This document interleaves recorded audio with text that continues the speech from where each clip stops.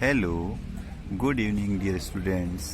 Class 4th में हम last class तक 2 चैप्टर्स कंप्लीट कर चुके थे। आज 3rd चैप्टर है द स्ट्रेंज सिकनेस, यानी एक अजीब सी बीमारी जिसका किसी को मतलब पता नहीं हो।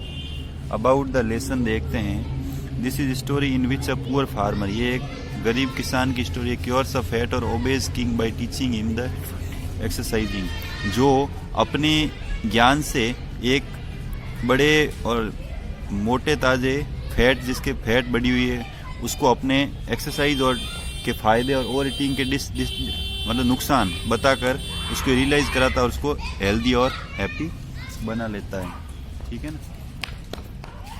तो अब अपन कहानी शुरू करते हैं। देयर वाज अ किंग, एक राजा था। ही वाज सीरियसली सिक, वो बहुत अजीब तरीके से बीमार हो गया। He asked the royal announcer to make a significant announcement, the king is सिक।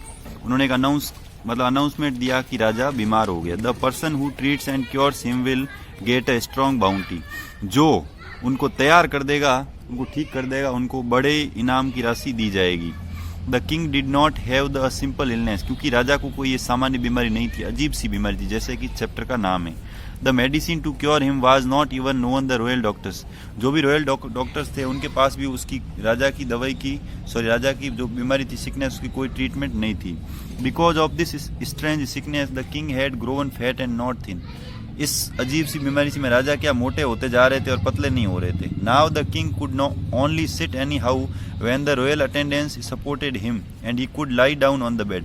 अब ऐसी हालत हो गई थी, राजा को बैठने के लिए भी जो उनके रॉयल अटेंडेंट्स थे उनका सहारा लेना पड़ता था, और बेड पे बिठाने के लिए भी वो अकेले अपने बिना सपोर्ट के खड़े भी नहीं हो पा रहे थे। But there too with support no attendance only, मतलब बैठ ही नहीं पा रहे। There was no question of walking anywhere at all, और चलने फिरने का तो सवाल ही पैदा नहीं होता है। Lack of exercise and over eating were the main reasons of king's present physical situation, जो राजा की अभी जो वर्तमान स्थिति है उसका मेन कारण क्या है? एक तो उन्होंने एक्सरसाइज नहीं करते हैं, दूसरा उन्होंने ओवर ईटिंग ज़्यादा खाया, बहुत ज़्यादा खाना खाने की वजह से ओवर ईटिंग।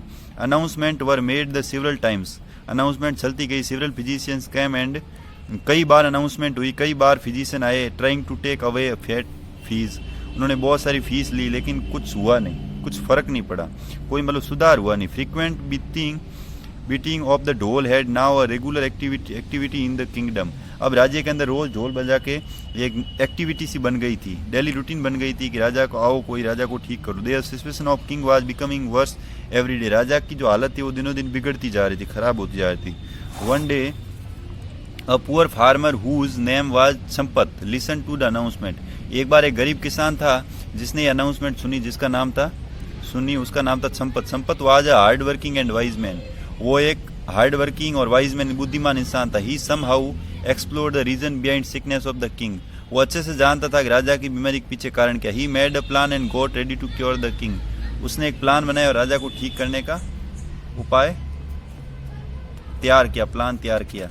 इसके बाद आज इतना ही पढ़ाएंगे। पहले मैं आपको इसकी ग्लोसरी पढ़ा देता हूँ। अनाउंसमेंट का मतलब होता है to declare to all, reward का मतलब प्राइज होता है, अटेंडेंट्स का मतलब होता है सर्वेंट्स, ओबेस का मतलब एक्सट्रीमली फैट, अदरवाइज का मतलब एल्स होता है, लेबरियस का मतलब होता है हार्ड वर्कर, और क्योर का मतलब होता है टू हील, स्ट्रेंथ का मतलब होता है अनयूजुअल, इरेडिकेट का मतलब टू रूट आउट, रॉयल का मतलब relating the two Kings family, particular specific, और प्रोक्लेमर वन हु डिक्लेयर्स।